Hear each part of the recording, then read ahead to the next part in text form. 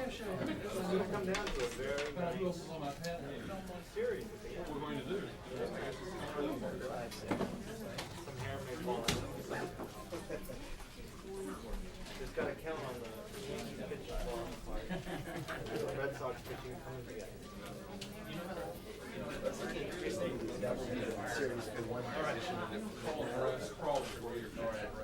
Well, I mean, unless the White Sox can completely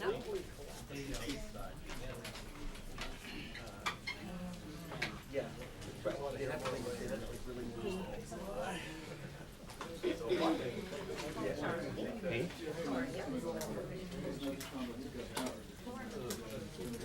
Get your nose fixed.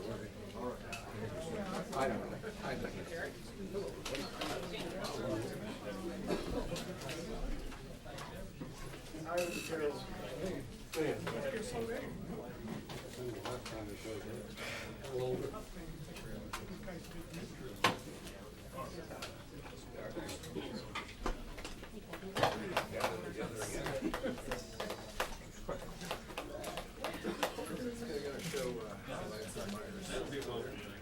Is this his last briefing?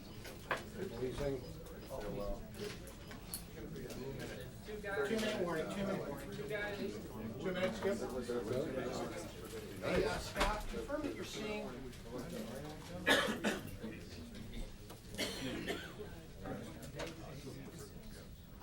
Are you seeing the Department of Defense SEAL coming down the second line out of the Pentagon?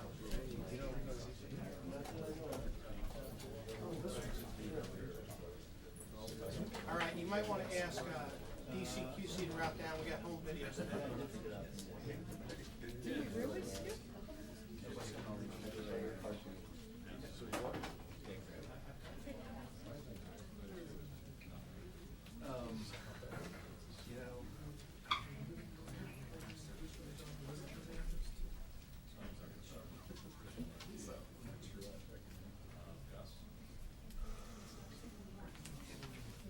If not, I may have to make a quick switch.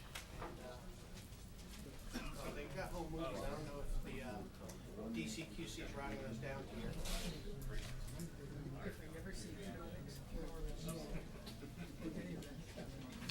But of course it was fascinating. And I even, well, it was fascinating. Barbara, I saw you on the email. Were you still traveling? I was indeed. You see enough with him when he had you. I did. I assume. Once you're not assumed.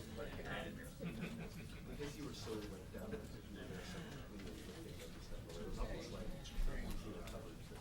brief marvelous down there. Organized.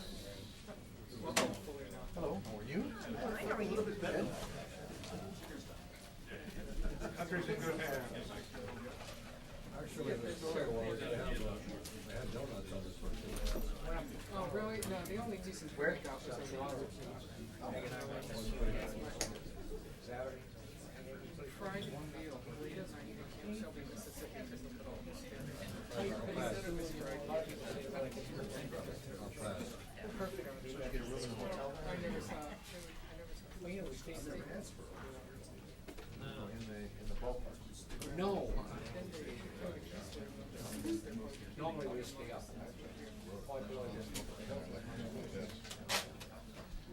I've eaten fried rice. Oh, fine.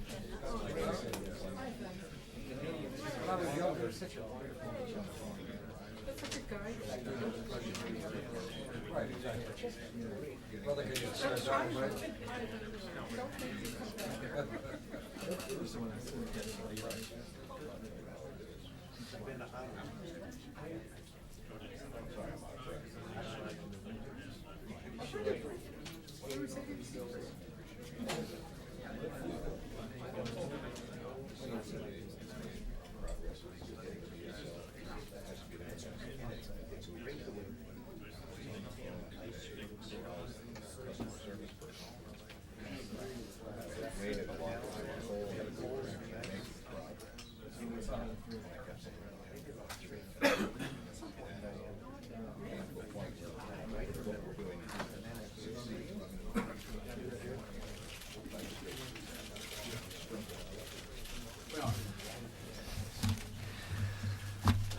Good afternoon, folks. As the country continues the challenging task of recovery from Hurricane Katrina, coalition forces continue to make inroads against the terrorists in Afghanistan and in Iraq. On Sunday, the people of Afghanistan voted in their second successful democratic election in less than 1 year. These were the provincial and parliamentary elections. Terrorists have done everything in their power to try to intimidate the millions of Afghan voters and the literally thousands, in this case of the most recent election, thousands of candidates from participating in their elections. And they failed this week, just as they failed in the successful presidential elections. Think of it, the country that hosted Osama bin Laden, that supported training camps for al-Qaeda, endured decades of civil war, Soviet occupation, drought, Taliban brutality, is now a democracy that fights terrorists instead of harboring them. The Afghan people's courage should be a stunning reminder to all of those seemingly self-confident prognosticators who foresaw an Afghan quagmire. They were not just wrong, they were harmful by making the cause seem hopeless. Let me remind you of just a few examples. The war effort is in deep trouble. The United States is not headed into a quagmire, it is already in one. That was the LA Times. That was 5 days before Mazar fell. The question was suspended like a spore in the autumn air. Are we quagmiring ourselves again? That was the New York Times. Without a clear exit strategy, another generation of American servicemen may be sucked into a quagmire in a foreign land. That was, I think, the Dallas Morning News. And there were many, many others. Thankfully, millions of Afghans were determined to prove them wrong. A determined coalition put a plan in place. Yes, there was a plan. Adjusted as needed, and it did need to be adjusted, as all war plans do, and followed a steady course despite the Cassandras of the West echoing the predictions of the terrorists. I mention this because many who were so quick to predict gloom on Afghanistan are today eager to toss it in on Iraq, claiming that it's hopeless. But the Iraqi people and the coalition have a plan for Iraq, just as there was a plan for Afghanistan. Consider the following. Have the Iraqis been able to form a government that realistically incorporates the views of the various responsible factions in Iraq? Yes, they have. Have Iraqis successfully held representative elections? The answer is yes.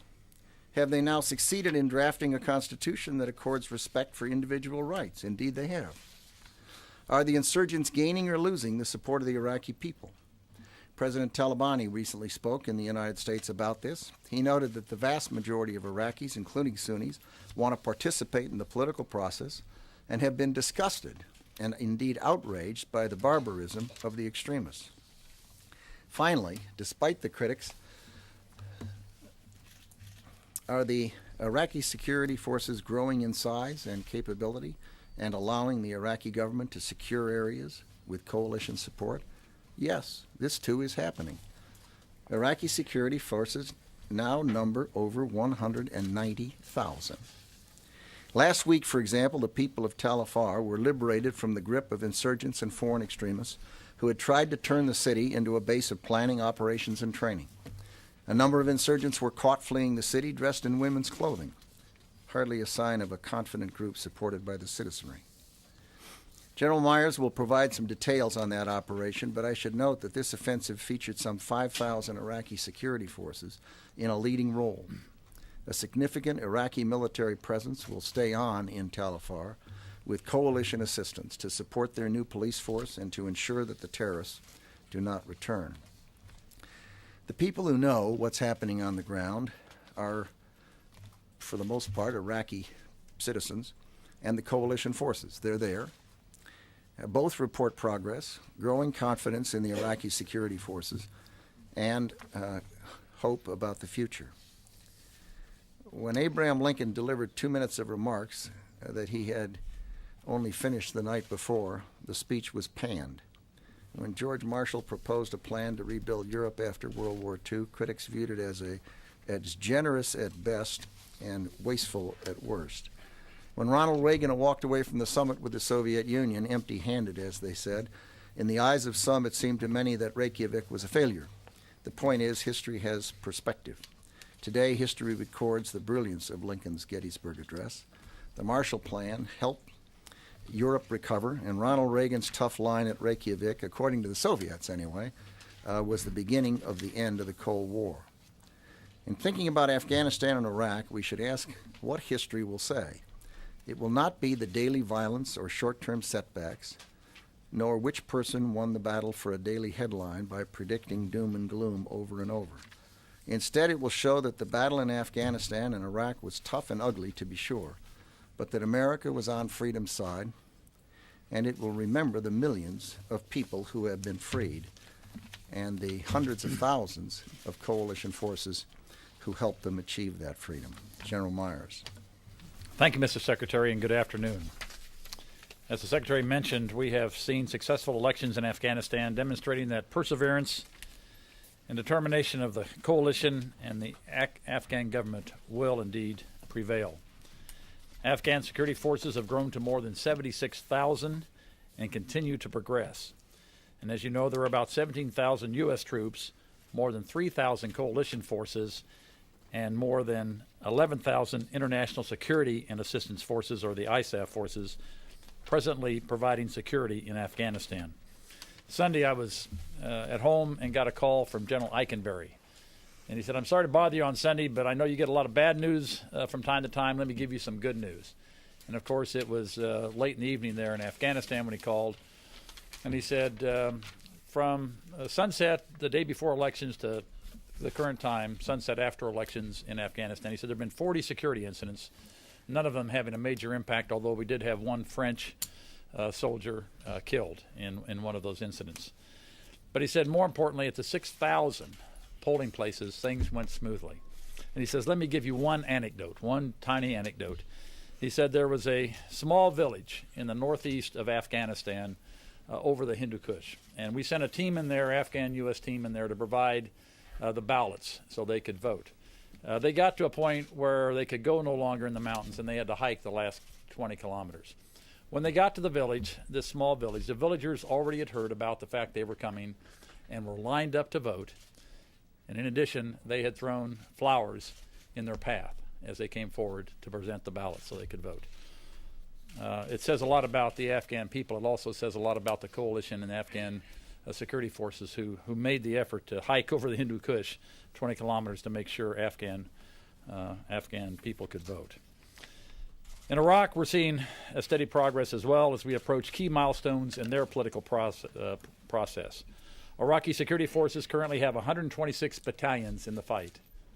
Iraqi forces have 126 battalions in the fight. Last year, at this time, there were 5. More than 20 operational bases have been turned over to Iraqi control, and Iraqi forces now maintain order in the once violent city of Najaf and most of Baghdad. Iraqis, the citizenry, are optimistic and hopeful about the future, confident in their armed forces, and tired of the insurgency. More than $36 billion have been pledged by the world community to invest in Iraq. And in the span of a year, 46 nations have established or reestablished diplomatic missions or embassies in Iraq.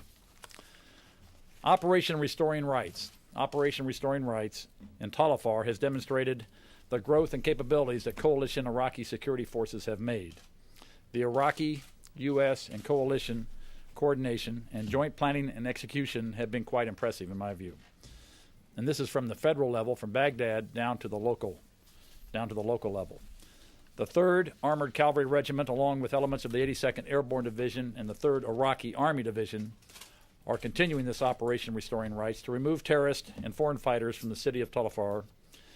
Talafar, as you know, was a major transit zone for foreign fighters coming into Iraq. At the request of the local government, coalition forces assisted in establishing permanent Iraqi security in Talafar, ensuring that local citizens can vote in upcoming elections. The battle for Talafar has been the largest operation in Iraq since Fallujah. Talafar is a city of about 150,000, ranks just below Fallujah in size. Approximately 11,000 U.S. Iraqi and coalition forces are involved in this particular operation, and that includes Iraqi army and police forces.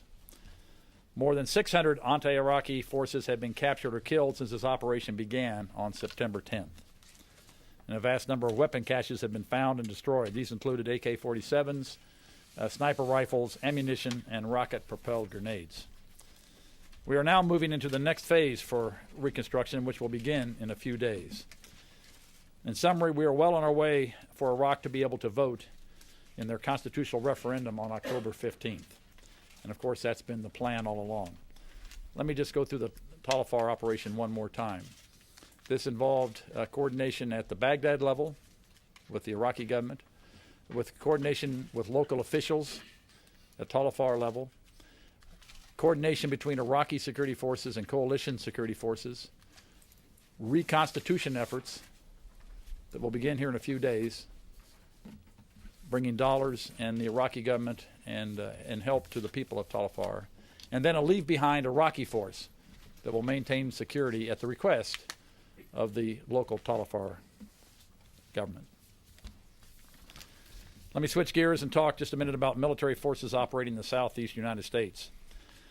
We continue to work closely with FEMA and other local, state, and federal agencies in response to Hurricane Katrina and those relief efforts, and in preparing for Hurricane Rita. There are about 55,000 active duty and National Guard personnel on the ground or aboard ships supporting relief operations. 13,000 active duty troops, 42,000 National Guard, 170 helicopters, and 45 fixed wing assets mixed between the Coast Guard, active duty, and National Guard forces. In preparation for Hurricane Rita, Homestead Air Force Base and Patrick Air Force Base in Florida will be used by FEMA as mobilization centers for supplies and equipment. 8 helicopters have been staged at Patrick Air Force Base to be used in the search and rescue, evacuation, and for aerial assessments if they're needed. Emergency preparedness liaison officers are working at FEMA region's response headquarters in Georgia and at the Florida State Emergency Operations Center. So again, the Department of Defense is taking prudent planning measures, anticipating the needs of state and federal authorities, or trying to anticipate the needs of state and federal authorities. And with that, we'll take your questions. So, Mr. Secretary, I'd like to ask both of you gentlemen a spending question, if I could. Talk about sharing. Much is being made in the city now about the what kind of question? Spending question. Spending. Budget question. There's much being made in the city now. Great debate already going on about the estimated $200 billion cost of cleaning up and rebuilding after Katrina, on top of the billions that are being spent on Iraq. And the president has said that prudent budget cuts are simply going to have to be made to help do all of this.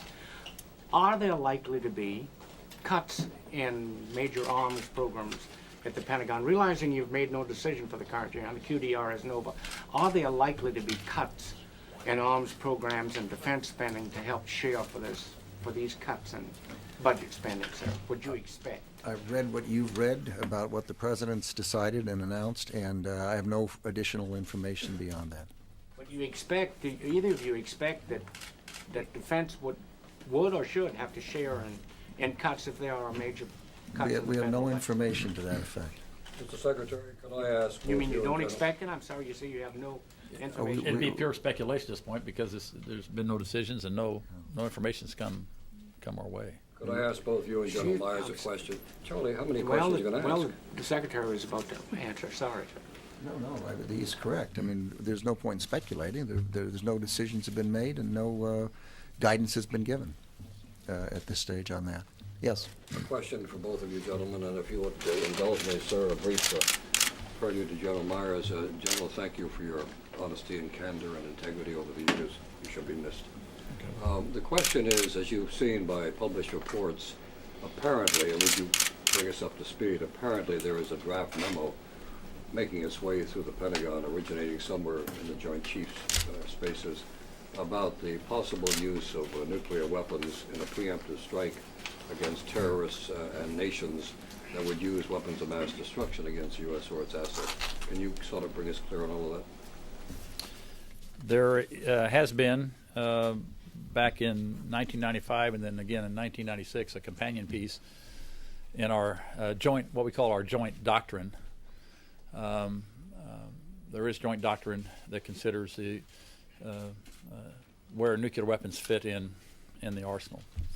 That is in the process of being updated, as you might imagine. The primary piece that's being updated is this notion going from a nuclear triad that we used to know of bombers, missiles, and submarines to a triad of nuclear weapons, conventional weapons, and infrastructure, being intelligence and the Department of Energy and so forth.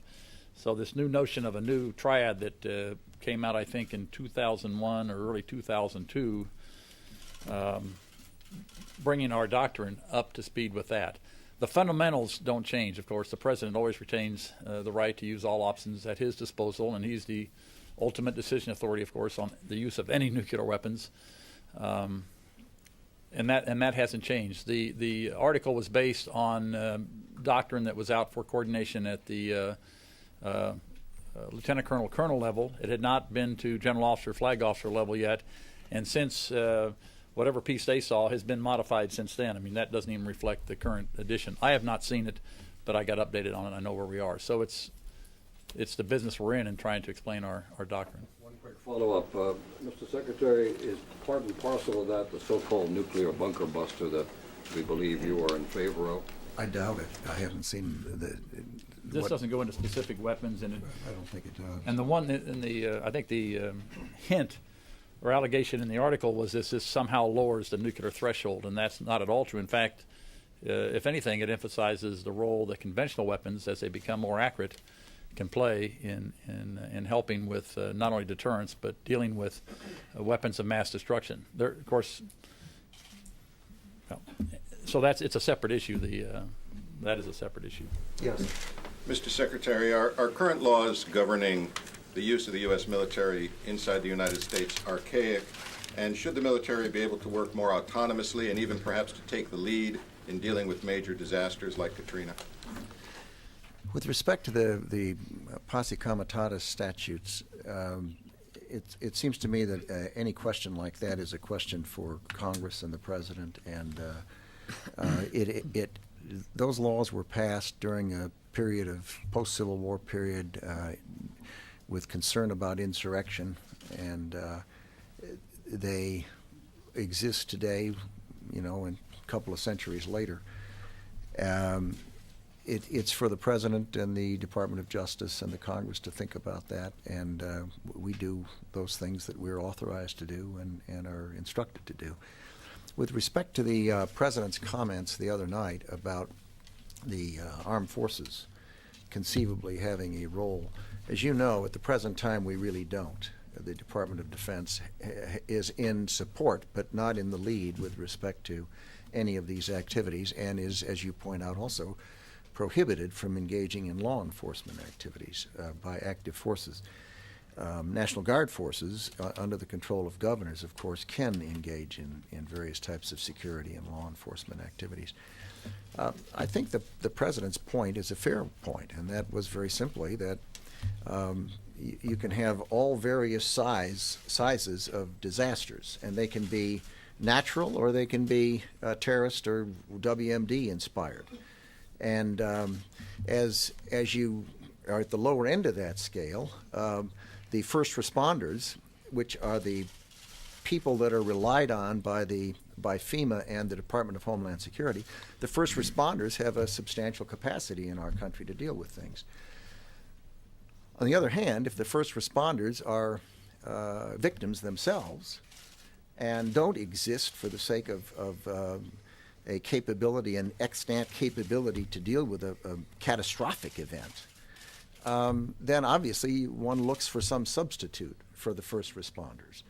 And it was that understandable comment by the President when one looks around at institutions that have the size and the equipment and the capacity and the ability to deploy people. He made the comment that the armed forces are there and can have in the past and can in the future be used for those types of things of a non-law enforcement nature. But should you be able to do it without that request from local authorities that the General even just mentioned you're anticipating in the new case? Of course, if you go back to the Quadrennial Defense Review in 2001, when we first came in, the first thing we put down was Homeland Security. This is before 9/11. And we do have an obligation and a responsibility and a capability and a capacity in that regard. What ought to be the trigger, the decision point that separates one type of a disaster from something that one would characterize as having overwhelmed or established the first responders as victims themselves, is something that I'm sure other people will be thinking about, and we'll see what happens. I know that the White House has asked for a review of this matter. I know that the day it started, the Department of Defense, as we always do, established a lessons learned activity, which has been in train ever since. And we'll know more as we go through the coming days and weeks. Mr. Secretary, some people in the Pentagon have expressed concern that if the military does take a leading role in some huge catastrophe, or if that becomes policy, that it might dilute the military's warfighting capability. What's your opinion on that? And the same question to General Myers.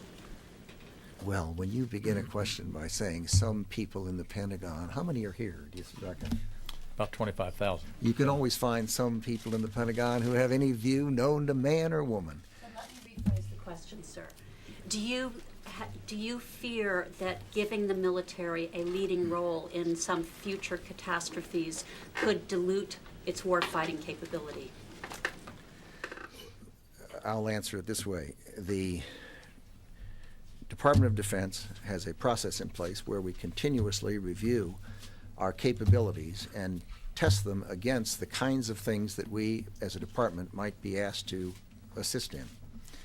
And that includes Homeland Defense as part of our assigned responsibilities in our minds, that we could conceivably be called upon to do something.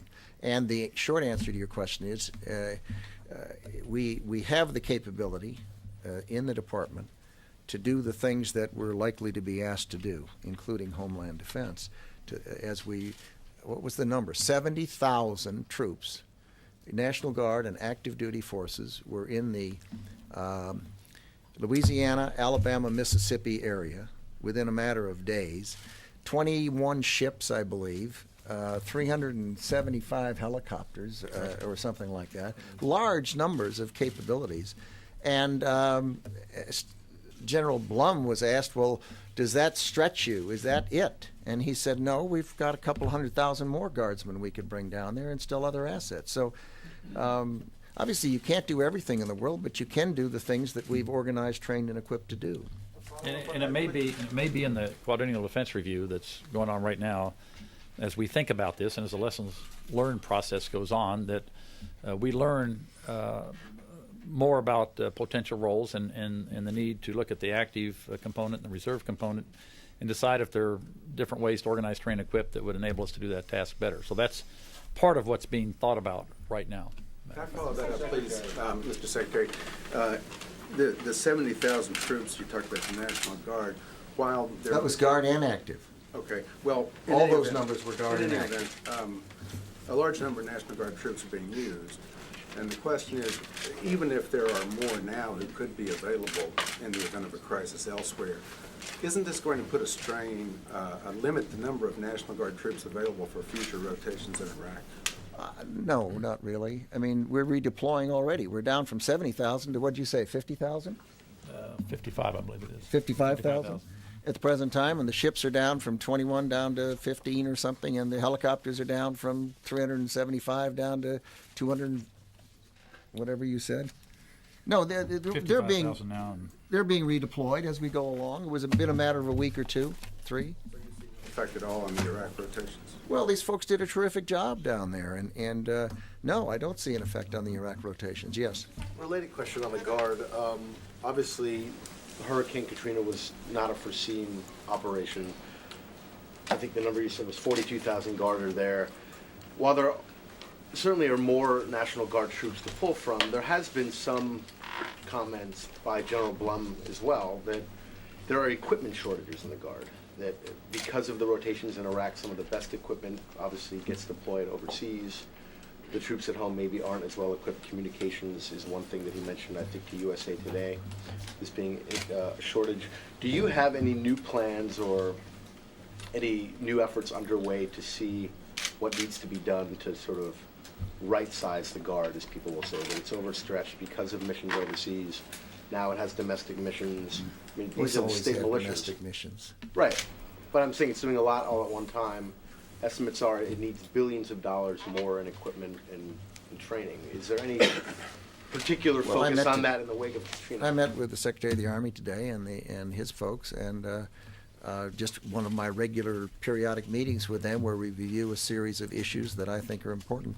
And one of the things we discussed was which I've explained here many times, the rebalancing that's taking place between the active component and the reserve component, and the rebalancing that's taking place within the Guard and Reserve and within the active force. And for example, they're in the process of reducing the number of tank units and artillery units within the Guard, which are obviously less use in the event of a domestic issue than some alternatives like civil affairs or engineers or CBs or the various kinds of things that they might be called on to do domestically. So it's the kind of thing that's been reviewed and over a continuing time. Do you want to? Let me just set just kind of a little context here. This period in Iraq, and it's starting to change a little bit now, but in the past year we've had seven brigade combat teams from the National Guard involved in combat in Iraq. They have done a terrific job. We were heavy on the Guard because we were transforming the Army, so the next rotation you'll see will be less reliant on the Guard, more reliant on active duty, because we're going to build some new brigades in the Army. So you just need to know that was going on. At the same time, during Katrina, the Guard deployed, I think, over 50,000 men and women to help with that.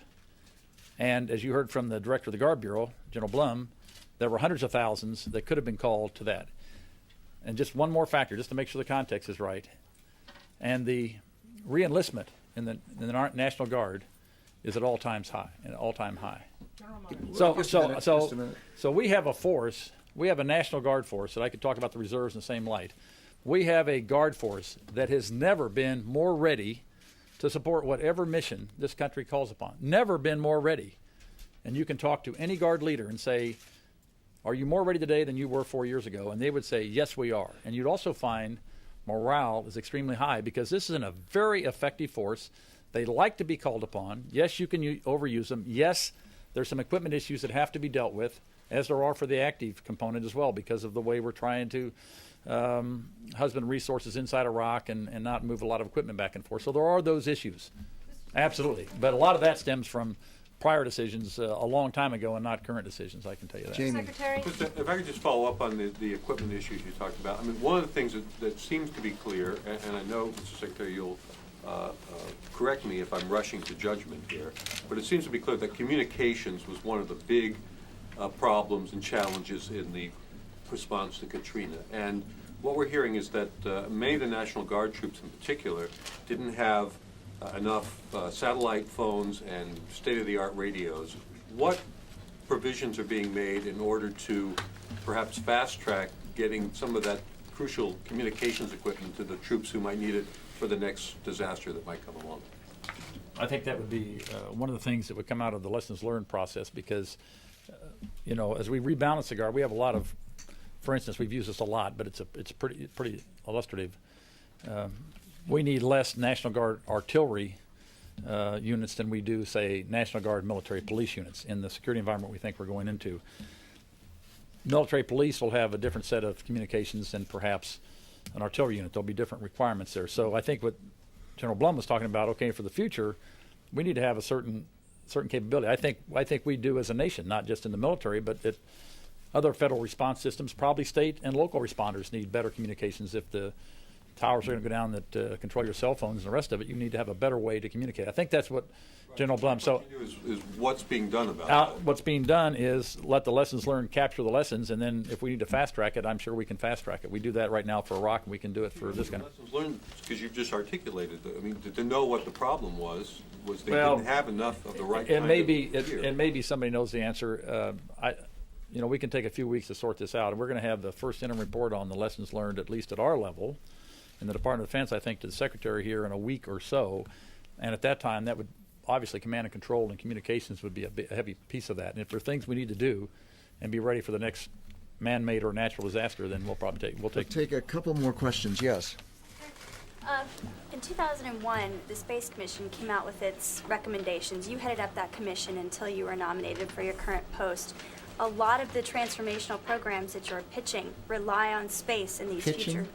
Yes, to Congress. Rely on space to do their job. What is being done to shore up management of space control or space programs as they are kind of going out of control cost-wise and schedule-wise? And what can we see on the horizon as the NRO has been spliced off of the Secretary of the Air Force job?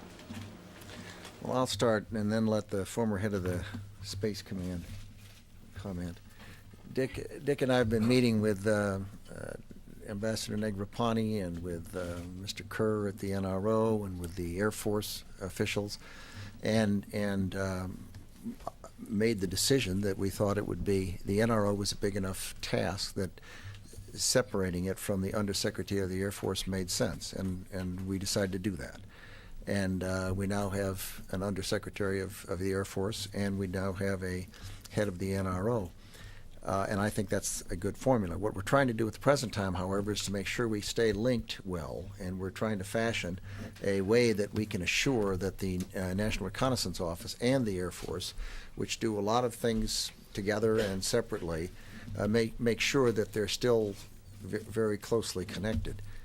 I'll let you comment on the other piece of it if you want. Okay, and the Secretary is exactly right. So that relationship between the NRO and the Air Force is being, the new relationship is being defined, and will, within the next, in very short order, will go in front of the Secretary for his decision and the decision of the Director of National Intelligence as well.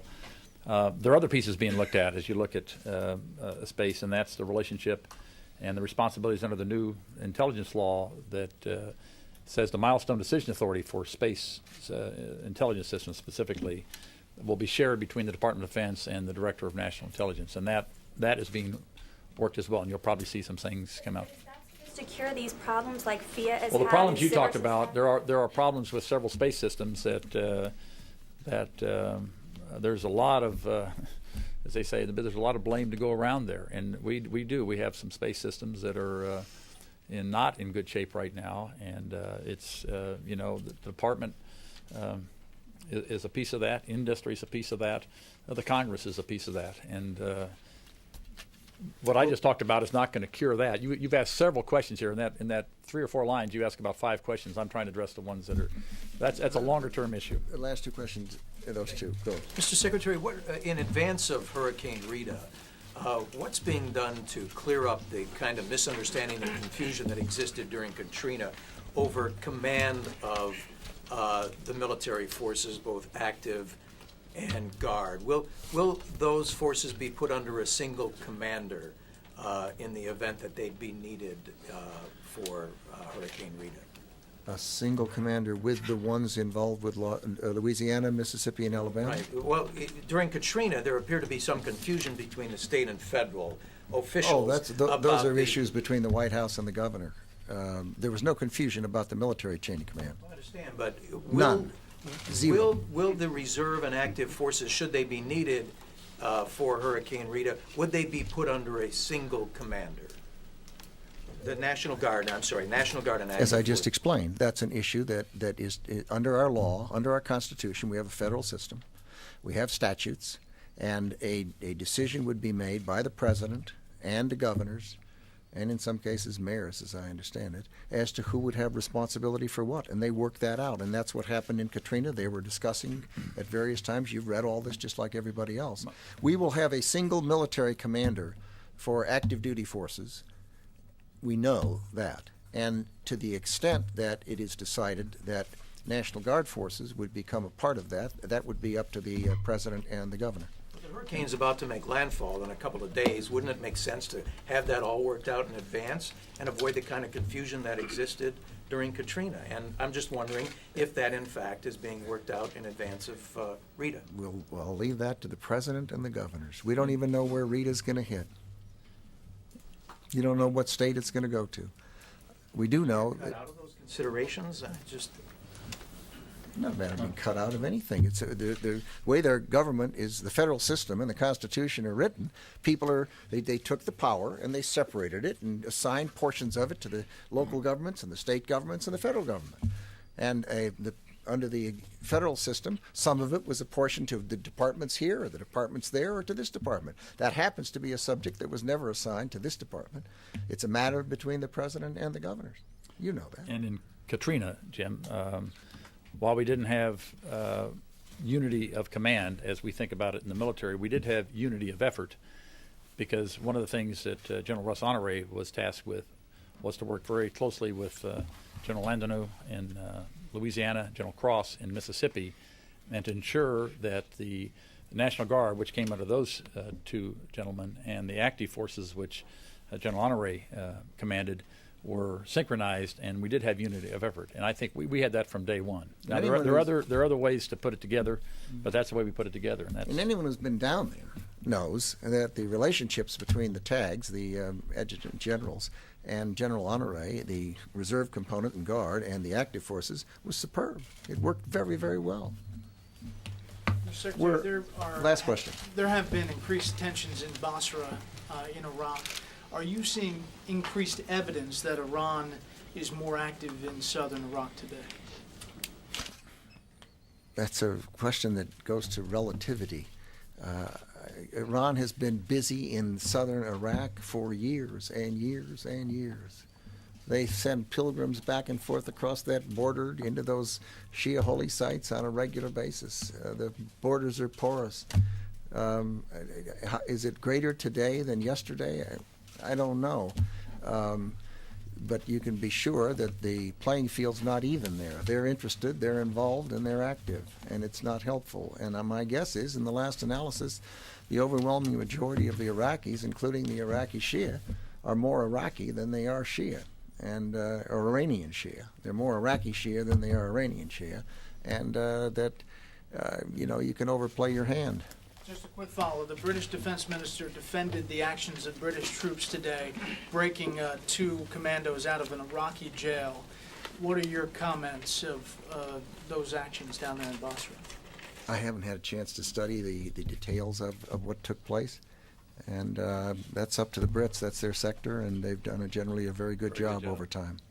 Thank you. Afghanistan question? You want to take an Afghanistan question? No, you break the mold. Come on.